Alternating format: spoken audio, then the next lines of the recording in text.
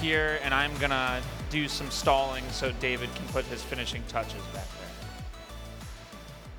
Hi, everybody. How's everybody doing? Everybody having fun so far? All right, love it. Okay, so a couple bits of housekeeping here. I'm going to go through some of it, and then Brad and Lane will go through the fun stuff, which is the party tonight. So we can get to that in a moment. So have any of you guys seen the headshot booth outside by chance, like all the way at the end? Has anybody done that yet? Okay, so we had a sponsor that did this called Catalyst that decided to, we weren't sure if we were going to have it. And then somebody at the last second decided that they wanted to do this awesome headshot booth. Carly, where's Carly? Is Carly somewhere in the, oh, she's right there. Hi, Carly. Carly has a really great contact that we were able to get for the headshot booth. So if you like a new one and you feel like it's been 10 years or so and it's time to refresh it, definitely go do that. How long is he here for? Until 5. So if you guys decide that, David isn't really for you, then go out and do that, okay? So that's the first thing. Second thing, how does everybody like the sessions? Everybody feeling good about the sessions? Great. So my one question for you all, if you guys have suggestions about subject matter that you don't see on the agenda, that you would like to see on the agenda, please feel free to text me. I'll take the brunt of that. Feel free to text me, and I'm happy to kind of go through what we can do for next year, because we always want to improve and become better. So if you guys have any suggestions that you don't see on the agenda, we try very, very hard to cover as much as we can. But please feel free to suggest, because we want to hear from you, because this is all for all of you at the end of the day. Okay? Handing it off to Lane and Brad. Thanks, guys. Okay, this becomes my nervous moment. As we see what a great show we've had all day long, my favorite thing of all is the party tonight. And as not a meteorologist, but I have to be nervous all day, all week, trying to figure out. Tuesday, we got a phone call. What do you want to do? Do you want to move it inside and move the venue? I'm like, nah, we're all gamblers. Anyone who's an entrepreneur knows what it's like to make decisions and pray. Look at the weather outside right now. So it looks great. So 6:30 tonight, we are going to Waterworks. If someone wants to walk, it is how far away, Lane? It's too far. Well, yeah, I would Uber. It is a phenomenal venue for who remembers we had it there 4 or 5 years ago. It's gorgeous. It's by the water. It's beautiful. The weather is great. It's going to be a lot of fun. So please, and the other big thing we want to ask you, how many people here have a significant other, spouse, boyfriend, girlfriend that would like to join us tonight? We want to make sure no one's left here alone or no reason not to go.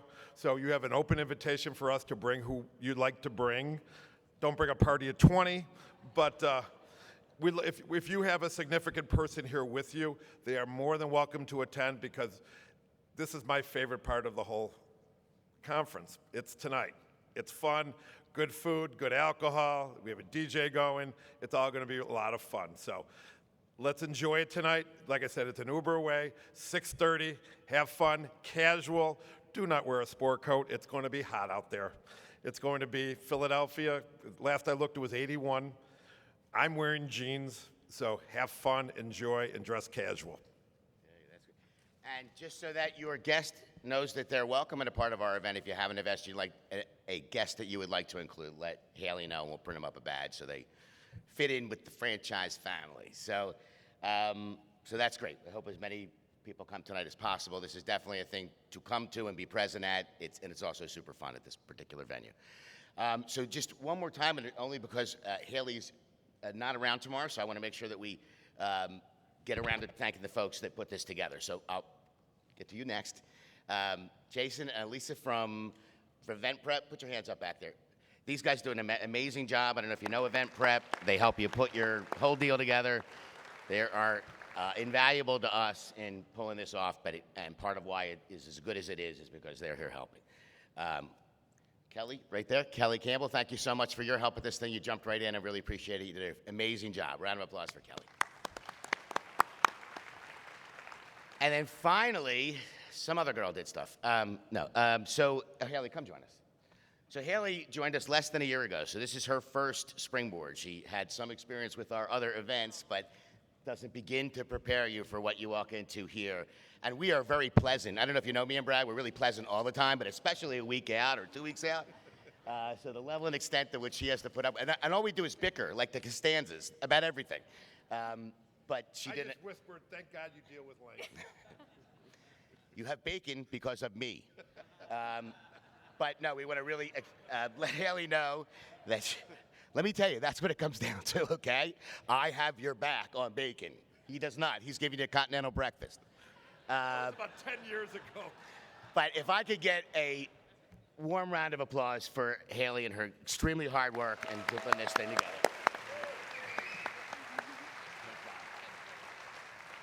All right, we can resume patrol.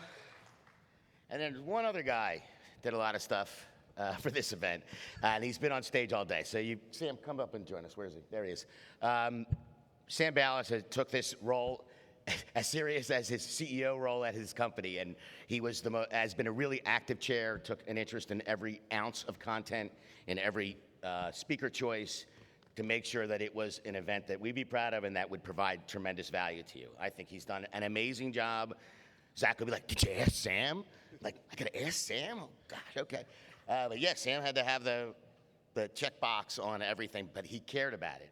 And he cared about it, so it was great for you. So can I get a round of applause for Sam Ballas?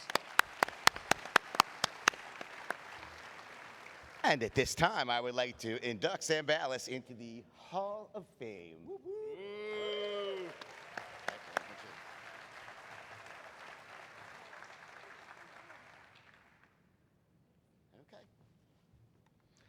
Okay, that's all we have. I'll bring up Ryan Hicks.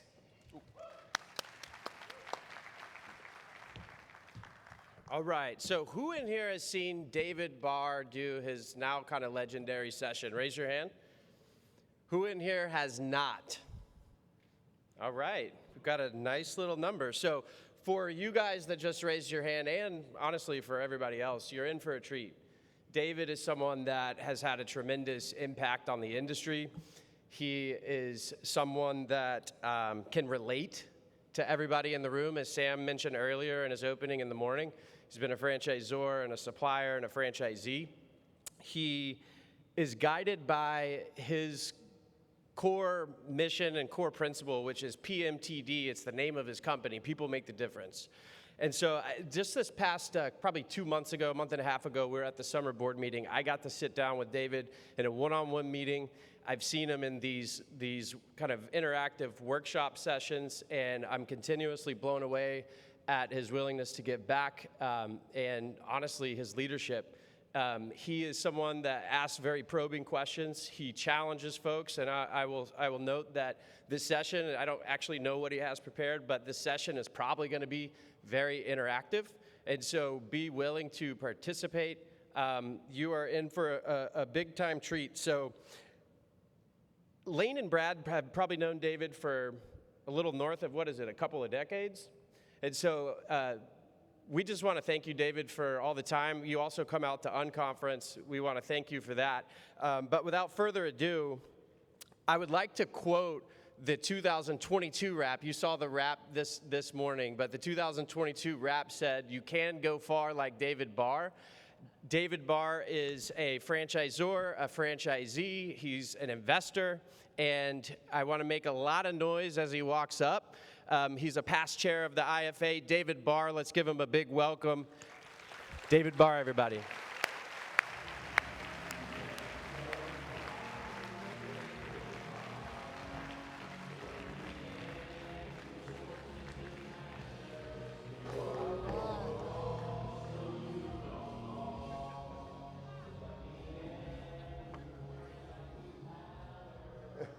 Well, thank you, thank you.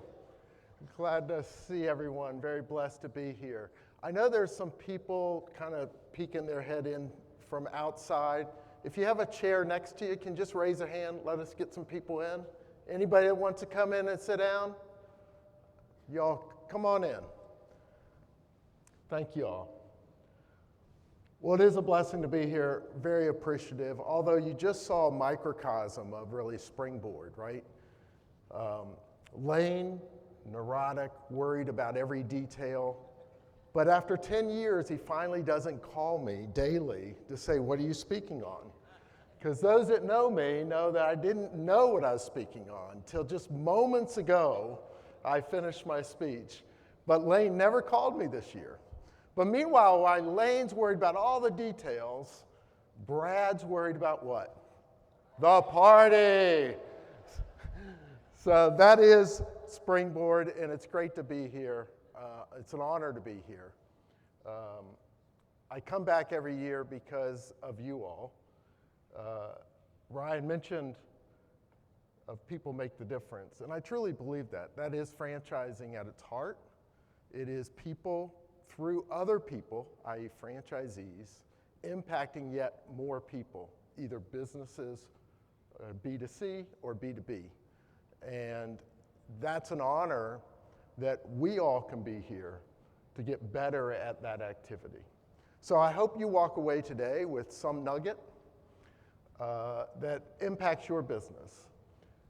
I'm not doing musings. I know that's what it says in the book, but musings is what I've done the last 3 years. And musings was essentially a compilation of information that was in my head, and I just felt like people needed to hear it. So I just, we'd move from musing 1 to musing 2 to musing 3. But today, I want to reflect on maybe us, first of all, and then through us, how do we impact people? And of course, that is the definition of leadership. But before we do that, I think it's worth pausing and saying the best gift we can give others is the moments that we have, right? So the best gift I'm going to suggest you can give yourself is for a moment, be mindful. You've done it, it's 3 o'clock, you're getting a little tired, your phone's ringing, you got texts.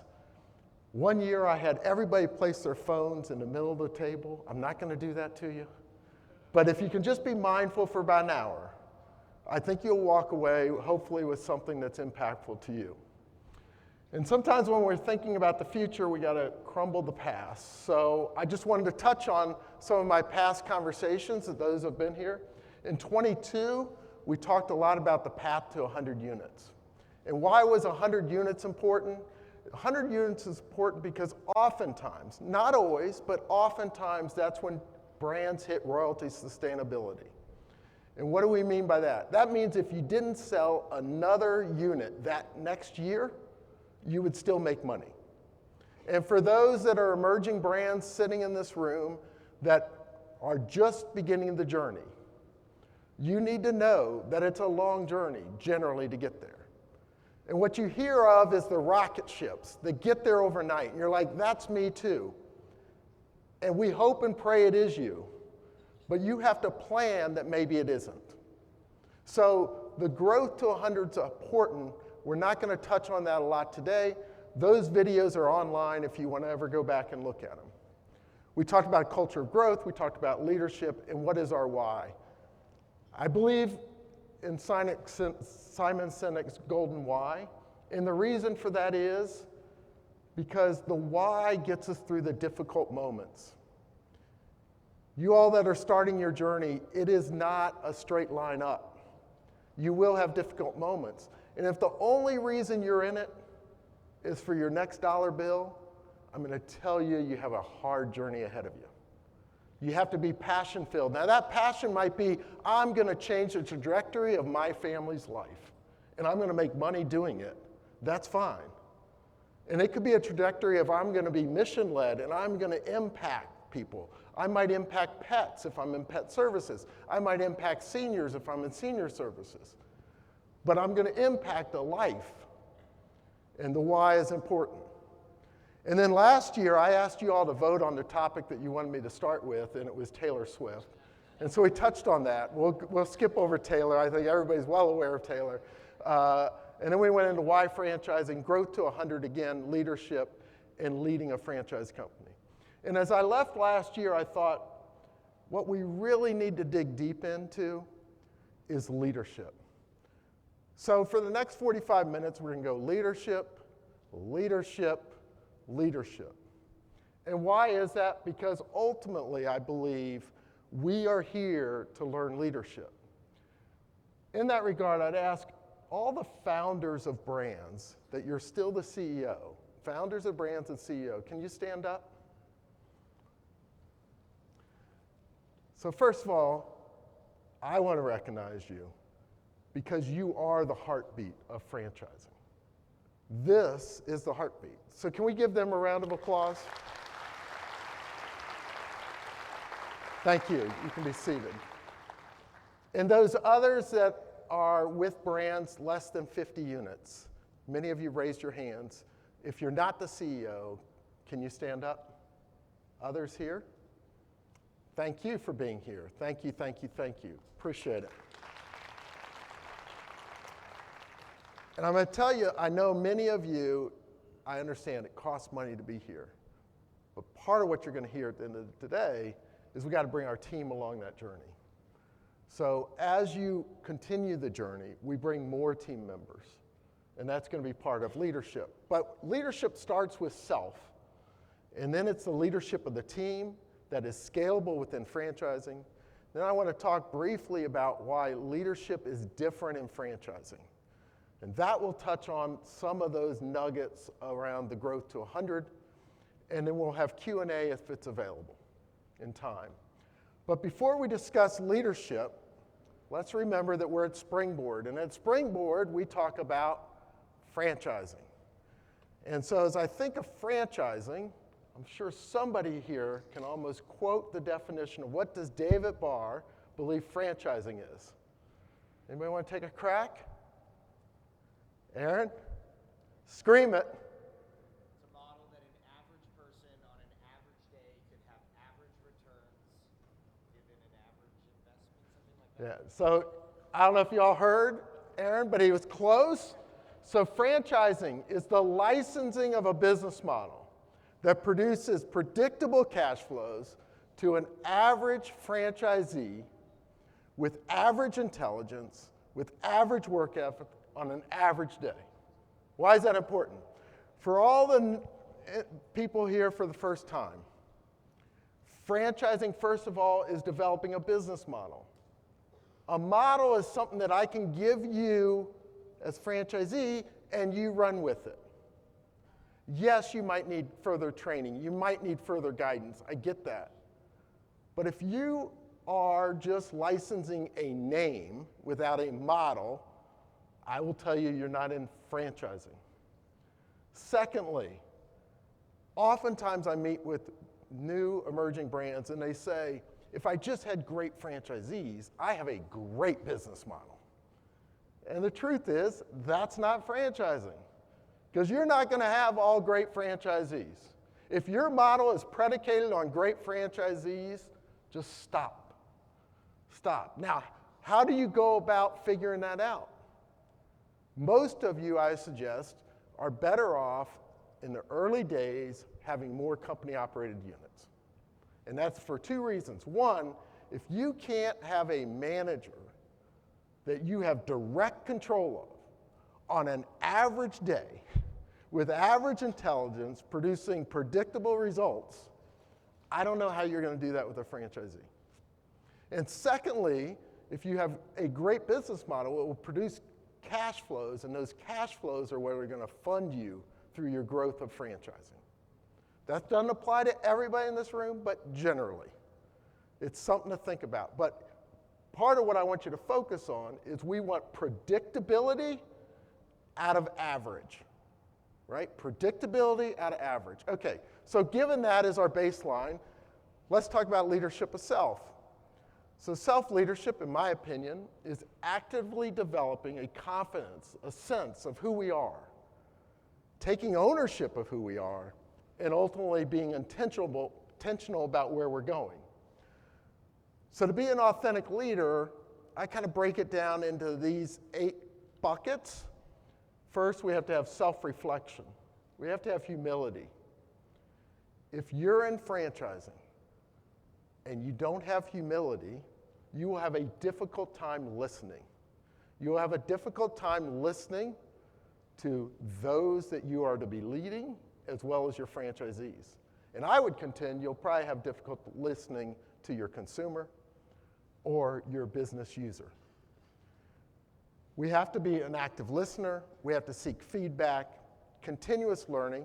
Thank you for being here. That is part of that. Stay true to your values, set personal goals, and be action-oriented. And so as I thought through that and I break it down further, it's a sense of self. It's an ownership of I impact others. That's why I talk so much about PMTD. Like, people make the difference. And if I want to make a difference, then I have to make a difference in their lives. So how do you impact others? And then what, given that, is your intentional action you're going to take as a next step? So I thought we'd take a moment and just hit these 4 as a highlight. Glad to talk about the others with you any other time. So first, on self-reflection. I think without reflection, we go blindly on our way, creating more unintended consequences and failing to achieve anything useful. Just pause and think about that. Do we really ever take time for self-reflection? Do we say, and you will hopefully reflect on, am I the right person in the right seat at the right moment for my brand? Because if we just blindly go past that, you will leave unintended consequences. If we blindly go into franchising and don't really understand where we're going, you'll have unintended consequences. Those will be people's careers. Those will be franchisees who gave you their 401k and every dollar they earned, and that we didn't know what was really going to happen with that. Like, I'm asking you to all pause. We have this incredible responsibility in franchising. A responsibility, but also what an honor that someone is trusting in you. Oftentimes in non-franchising, that's an employee, and we should take that as a sacred honor. But imagine someone who worked in corporate life for 20 years, cashed all their money out, and gave it to you. They're trusting you. So thank you for being here. That's a step towards it. But we have to have that self-reflection so we don't have unintended consequences. In addition, I'm a big sports fan, that those that know that. Nick Saban, quote, "When you're climbing a mountain, you look up and you never look back. Complacency is something that everyone has any kind of success must challenge themselves to overcome." So I'm asking you at the moment also, for those that have had success, those that aren't on the start of the journey but are climbing the mountain, let's not be complacent that we have that same responsibility and sacred honor. So that was on self-reflection. I'm turning to listening. Leaders who don't listen will eventually be surrounded by people who have nothing to say. Why is that? And I see this. I'm telling you, I see it all the time as I sit in boardrooms. I sit there and I'll tell a CEO something, and you can just see it in their eyes. Not listening to you, don't care what you have to say. Thank you very much. And I know if I feel that way as a lead investor, I can only imagine what a franchisee feels. And that's the issue that I'm going to point out to you. We've talked up here about how Big Mac was created by a franchisee, how the bucket in KFC was created by a franchisee. We can go through brand after brand, and almost every successful brand in here can tell you an idea that a franchisee gave.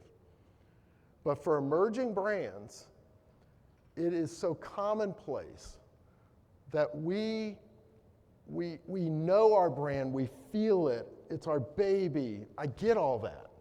And like, we're this entrepreneur, we created this brand. And then at that moment, you don't want to listen. You're going to miss wonderful opportunities. So open up your ears so you can be a better listener, and as a result, a better leader. Be action-oriented. Successful leaders have the courage to take action. So this is the counterbalance to listening, right? I want you to listen, and in listening, I also believe is data-oriented, right? Listening is anecdotal maybe at times, but listening to me is also, I read data. Now, if I have listened well and I have data, as an entrepreneur, you got to take action. You cannot sit around, and especially as an emerging brand. Emerging brands, it's an action every day. You have to make a decision and go, make a decision and go.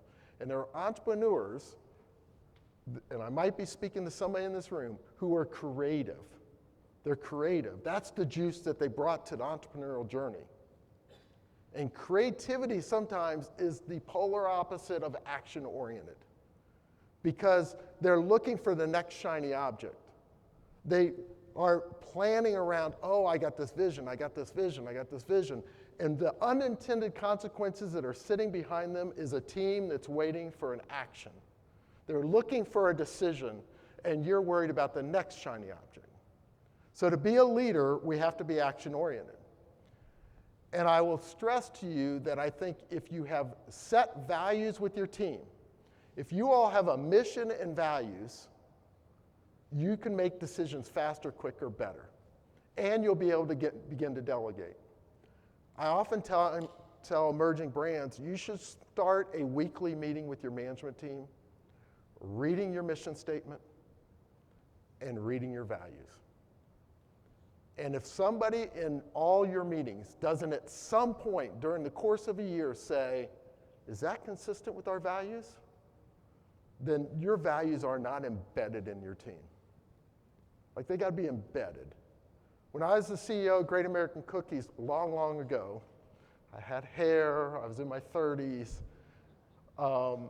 When I was the CEO, our mission was share the fun of cookies. I could give an hour speech on that, share the fun of cookies, because it was all about what's the recipe for success, and then we had all our values underneath that. And I say that because I would walk up to a store. If it was dirty, I'd say, are we sharing the fun of cookies? If someone didn't have a smile, are we sharing the fun of cookies? If development wasn't selling units, are we sharing the fun of cookies? If our franchisees weren't profitable, are we really sharing the fun of cookies with that individual? Like, it bred throughout our organization, and it was in every meeting. And when I wanted to make a point, it was, are we sharing the fun of cookies? I'm challenging you, is your mission statement and your values that driven in your organization that people know what you're going to say? Because that's when we can begin delegating, and you can step back and allow them to take over. So that's some thoughts about us. How do we become an authentic leader and lead ourselves? I want to touch briefly then on team. So before you're a leader, success is all about growing yourself, right? But when we become a leader, success is about growing others.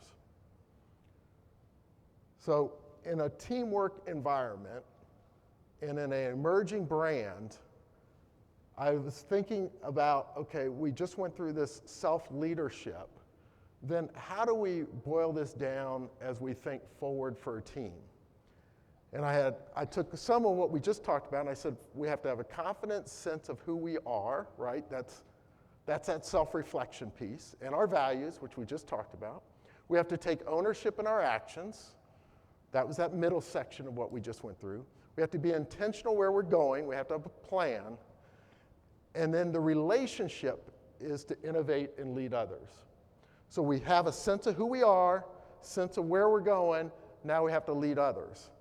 So I thought about that, and I thought, well, that's belief, action, realization, and relationship. And many of you know I love talking in acronyms. So it's belief, action, realization, and relationship. And as I did that, I went, oh my God, I could have had a V8.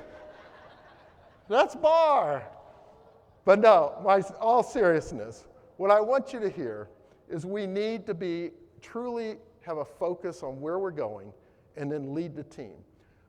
Many of you have heard me say, what's a great leader do? They create a vision, they provide resources, they break down barriers, hold people accountable, and be a cheerleader. That's it. It's that simple to lead others.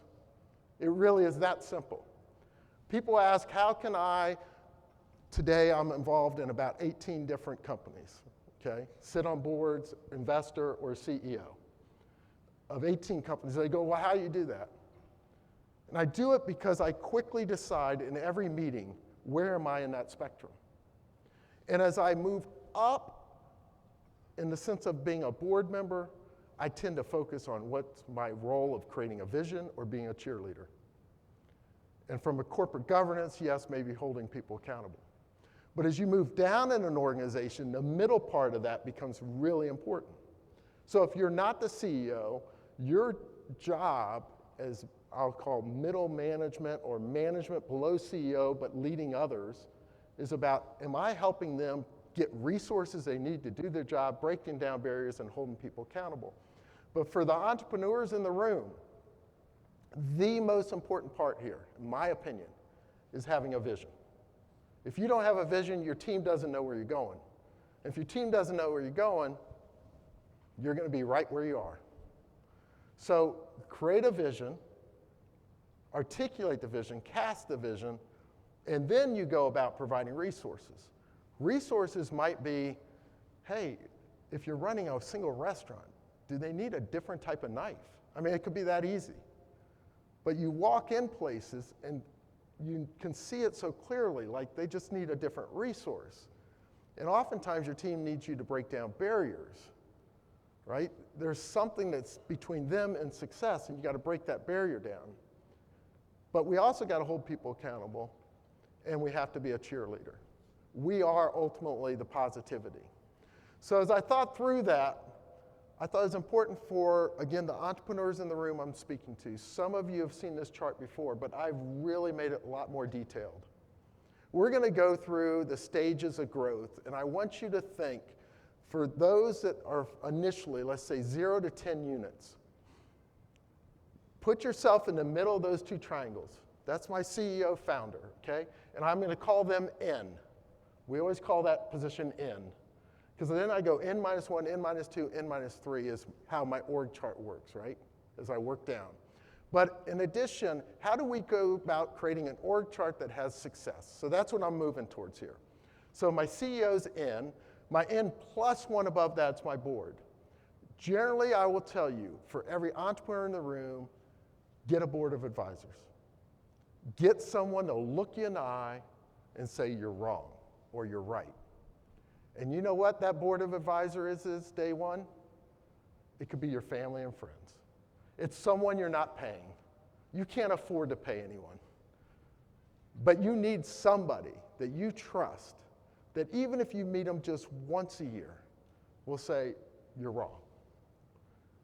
And you've got to have that level of trust and security that they can just tell you that. So you need a board of advisors. The second thing, as CEO, founder, and again, early stage we're talking about, you're the jack of all trades, right? You're the jack of all trades. Someone doesn't show up, someone doesn't know how to do something, whose responsibility is it? The entrepreneur. That's it. And then underneath you are individuals who have bought into the mission. Because they probably haven't bought into your money. True? True? I've been there. They didn't buy into your money yet. No way, because you can't afford to pay them. You don't have a business really yet. So they've bought into your mission. I'm going to come back to that because it's really tough in some of the next stages. You have people who have bought into your vision. You know you're not overpaying them. And they also are the jack of all trades. And everybody kind of gathers arms and says, we're going to have success. And it's exhilarating and it's fun. The next stage is you begin growing. Now all of a sudden I need to move my board. My board was also just trustworthy individuals. But now I need, you know what I really need? I need somebody that I can call every now and then on marketing. I need somebody every now and then I can call on a finance question. And so you start supplementing your board with trying to figure out how can I get some functional talent there that I need to tap into. And what you still might not be able to pay these people. So it might be, you know what? I'm going to work with this individual knowing that they might be my next investor. But they have some functional talent that they're willing to offer me. It might be a supplier. Oftentimes it is at this stage. You have a supplier that's key to you, but you say, I want you to be part of my board of advisors. We're going to meet every 6 months. And I need to give me 2 hours of time, and you're my functional expert. And within that room, you can't just be selling me services. I need you to help balance it. So that's the board. What's the CEO do? The CEO can no longer be doing everything. They need to focus on systems and processes. Why? because we are about to scale in franchising. That's the stage you're at. We're going to really ramp this thing up. So I have to have documented processes. The CEO's got to focus at this stage on documented processes. Remember I said, what is franchising? It's a business model. If you don't have a business model at that moment, create a business model, a real model, not a name, not just one restaurant or one operation, but a real model. And then what happens underneath you? You're also starting to specialize functions. But what happens is, remember when everyone was united and friendly? What happens? I bring in a bunch of specialists, and they fight, and they fight, and they fight, and I'm sick of it. I'm just an entrepreneur who just wants to grow, and you fight. So I want you to think of as a successful team and unsuccessful team. We can't not have fighting. No fighting with no uniting is just anarchy. It means you're sweeping it under the rug. What it really means is you're an avoidant personality. And that's okay. Candidly, 25% of this room, the research says, is avoidant. You're avoidant. It's fine. But you got to dig deep and say, wait a minute. Constructive conflict is good. And we're going to debate, because otherwise, if I avoid, what am I really doing? I'm not listening, right? Put yourself back in the listening. I got to push this.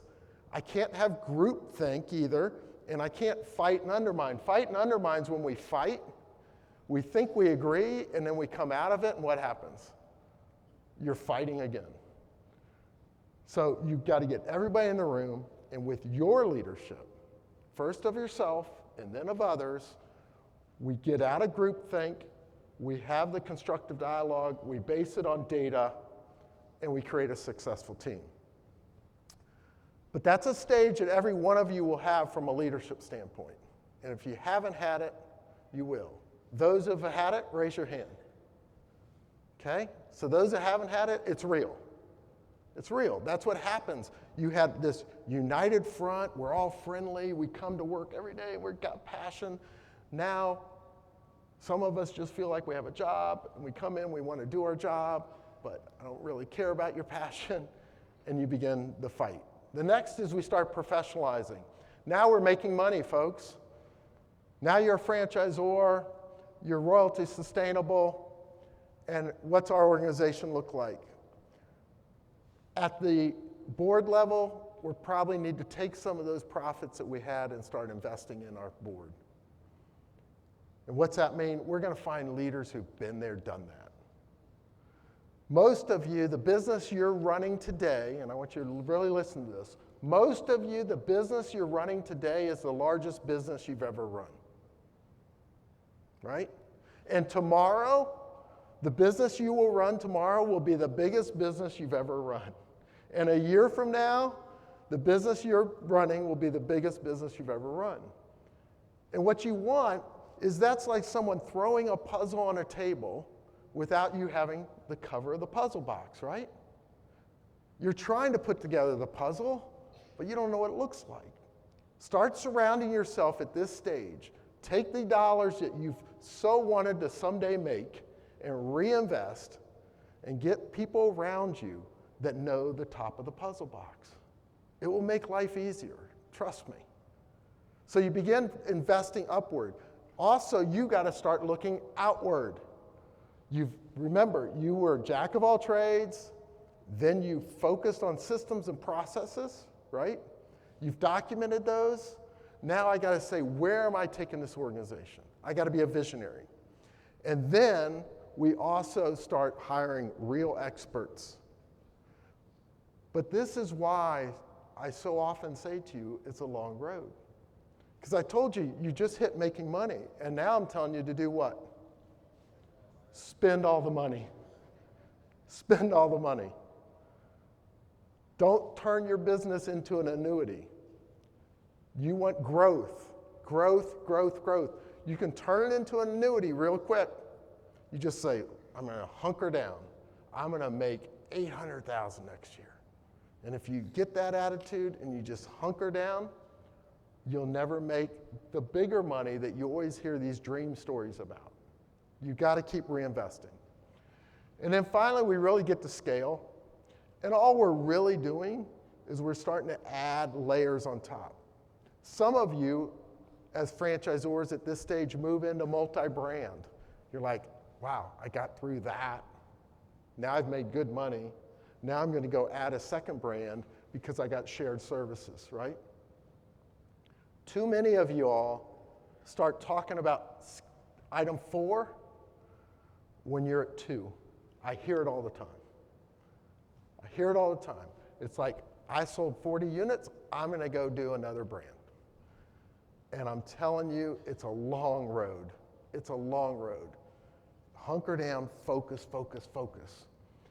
You only need one rocket ship, folks. You only need one. Too many of us are out trying to grab every rocket ship. You need one. It will change your life. I'm blessed. I've had opportunity to be involved in many, but I was really young when I started this. And I'm a lot older now. And I'm just telling you, take some wisdom. If you get one rocket ship, ride it, ride it, ride it, all the way to the end. I'm telling you, it'll change your life. And then you can decide what are next steps. Okay, so as we think of the leader, in was right up there, right? But I want you to think, we put those two triangles next to each other, but what happens if we turn it sideways? Now it looks like a spear, right? The tip of the spear. Who has to be the sharpest person on the spear? Who has to be the most focused? Who has to be the most targeted? Who has to be the most committed? The point, the tip of the spear, right? And that's our leader. Are you that leader? Are you truly the sharpest person that can lead that organization at the moment? Are you truly the most focused? And are you truly the most committed? Committed requires not average work ethic. Committed requires not average intelligence. Committed doesn't require average passion. I'm saying if you're really the leader, you got to be all in because everybody's watching you. Common issues of what I see in emerging CEOs. We don't cast a vision. I see it continuously. You think you have a vision. Sometime ask your team members. Just start your next weekly meeting. Hey, Jane, what's our mission? Where's our vision? Where are we going? You'll get different answers. And you need everybody rowing the same way. Oftentimes, our CEOs are too functional. They might have come up out of finance, and that's where they gravitate. They might have been franchise development, and that's what they gravitate towards. If you're truly going to be a leader, you got to broaden your horizon once you get growing. They're terrible listeners, not data-oriented. I can't repeat that enough. I think leadership, one of the key qualities of leadership is listening. I oftentimes say, and those that know me well, I say it all the time, I seek to understand before being understood. Think about that. I seek to understand before being understood. If you go in a room and you say, this is where we're going, what do y'all think? Guarantee you, you're not listening. You have to present the problem and then sit back and listen. You might know where you want to go, but listen to your team. And then also listen to the data. Really dig in your data. Too much of being about self. This is a common entrepreneurial issue. Don't take it as criticism. It's a common entrepreneur issue for those entrepreneurs in the room. You believe in yourself or you wouldn't be doing this. That is great. Don't lose yourself in yourself. Let me say it again. Don't lose yourself in yourself. Take yourself and be selfless, and you'll get to a better leadership. And then the last is they don't bring along the team. Remember that early stage? I said everybody was there for passion and they wanted to be with you. what happens is we leave our team behind because oftentimes they're not the most qualified. And so you're making decisions rapid fire, and you think they can keep up with you, and they can't.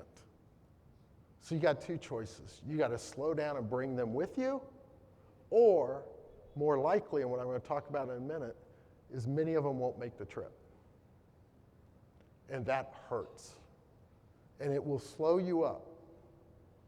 And I could put up almost every leader up here that I love and admire in this room, and they will tell you that at some point they held on to some people too long. Through this journey, it is difficult, it is tough, but that's one of the tough decisions you got to make. And so what's that create? It creates a lonely life for the leader. And a great leader is lonely. I really believe that. A great leader is lonely because a great leader has to take on that burden. If you are walking around to your team and you're saying, oh, Jane didn't do this today, or Tom didn't do that, or man, if we could just get rid of John.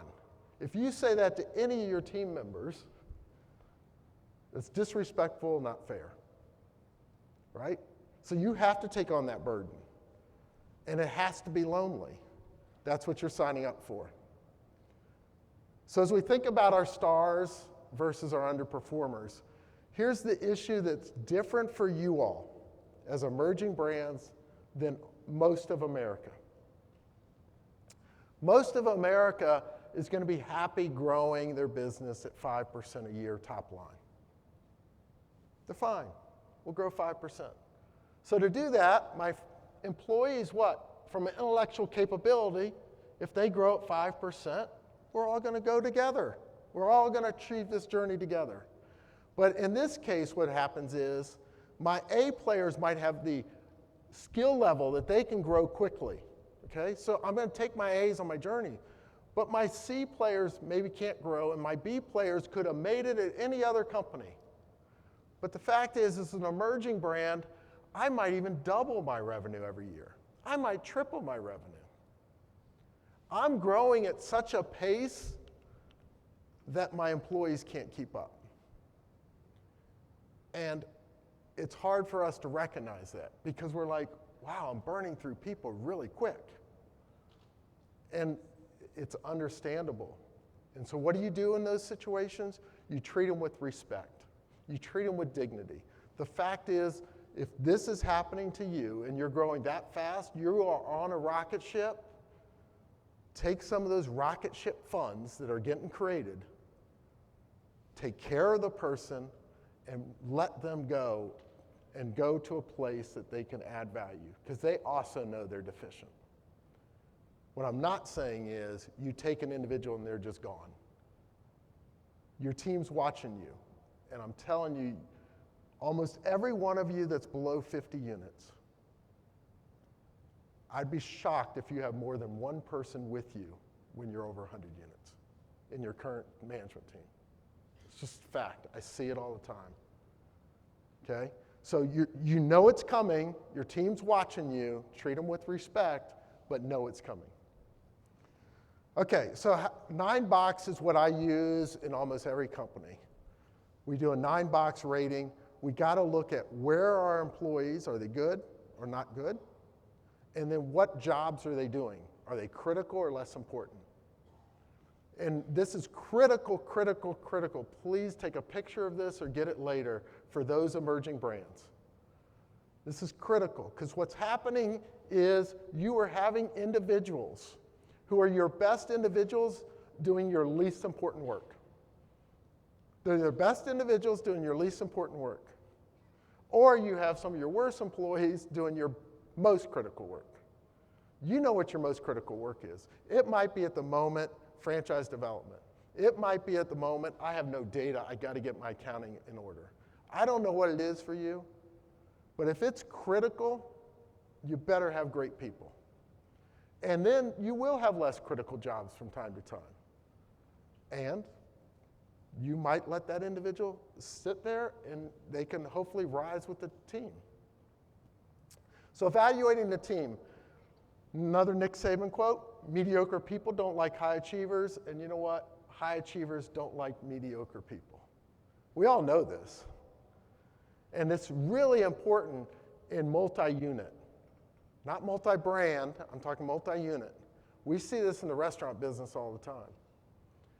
If you get a group of mediocre people take over a restaurant, it's like a cancer. It is hard. Because you put in an A player, they'll run off the A player. They will absolutely, if you have an A cook in a restaurant and you have mediocre people around them, they will run him off so quick. And so it takes a special manager to come into those situations and say, nope, I'm cracking this. I am going to get all A players. And so this happens in our office too. We all know this. I'm just trying to hold the mirror up and make the obvious obvious to you. So what's different in a leadership in a franchise system? Real quick, we got 3 things that I want to touch on. Franchisees are very different. We are used to, most of us came out of an environment of a centralized command. I tell you to do this, you do it. Right? That's where we learned management. Leadership's different than management. When we're leading franchisees, one of the first skills you got to have is some humbleness, some humility, and we have to listen, right? And then we have to be thinking about the brand as it relates to a customer on the other side of our franchisee. It's so different than centralized command. And so you have to understand that nuance of leadership.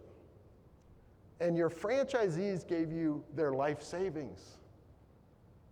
Your franchisees gave you their life savings. They don't want to be turned into a vice president. They want to be listened to. And you create avenues then of how do I listen? Those can be advisory councils, they can be town halls. I'll tell you, I didn't plan on saying this, quick side on town halls. Town halls, when people hear that term, they think it's two-way discussion.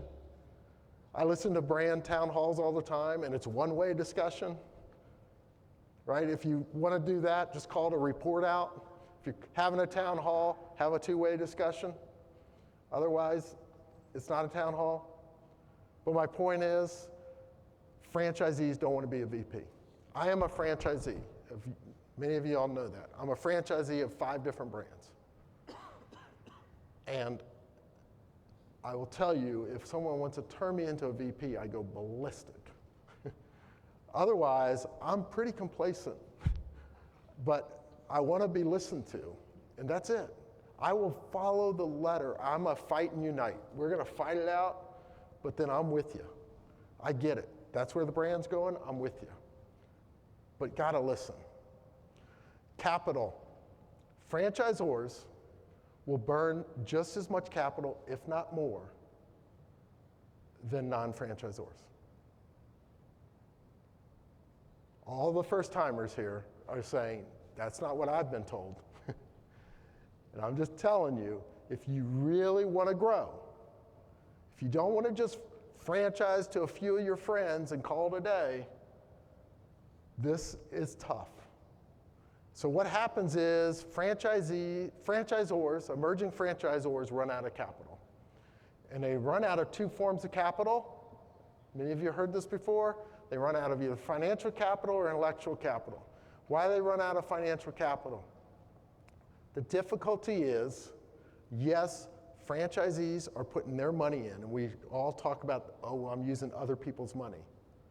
Okay, got it. You're using other people's money. But you're to provide services.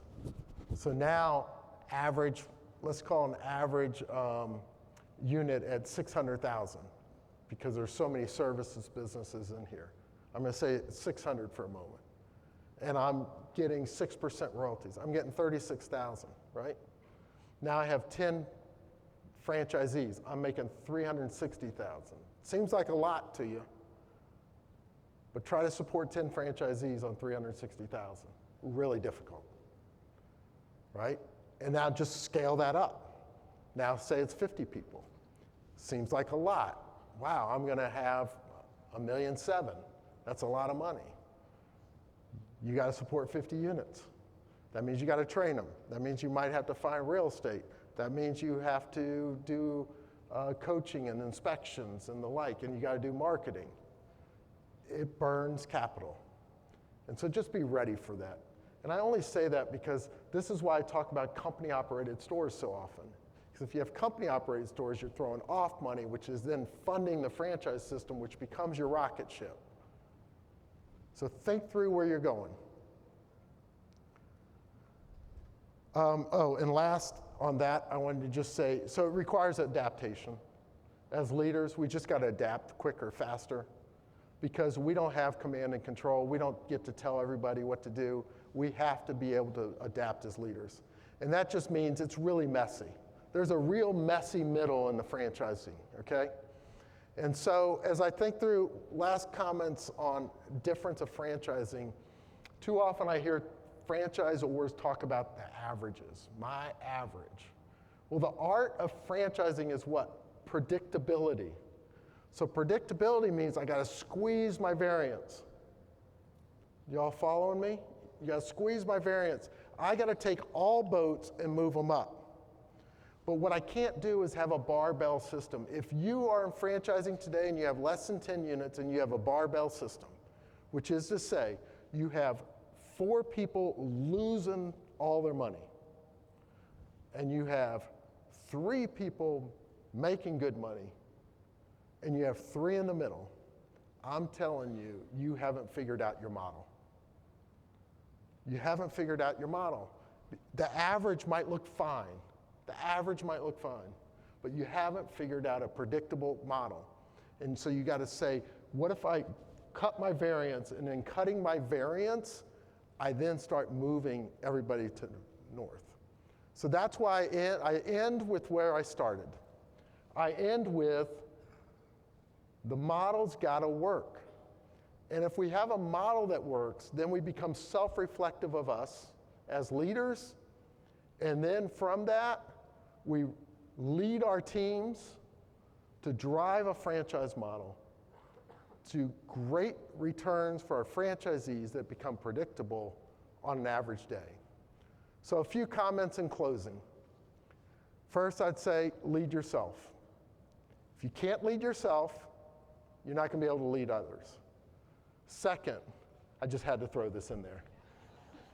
You got to believe, take action, realize where you're going, and form relationships with those franchisees.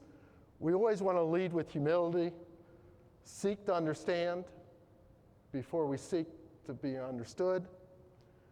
Be brutally honest with yourself about yourself and the team. Some of you are going to have to replace yourself. Some of you are not going to grow as fast as your company.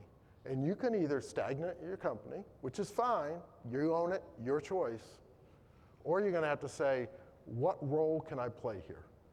Where can I play the right role and maybe bring somebody in with experience, because I really do have a rocket ship.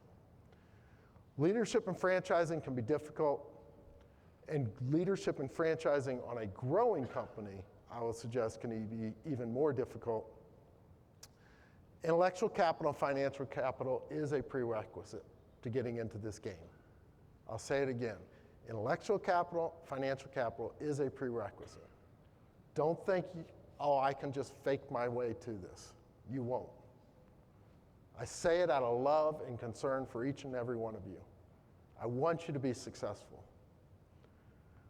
So in that light, I'd say we all, as a family of franchising, get the opportunity to love and be kind to others along the way. So I know I hit you between the eyes today a little bit on a few things. Maybe made a few of you uncomfortable. That wasn't my intention. My intention, just like Brad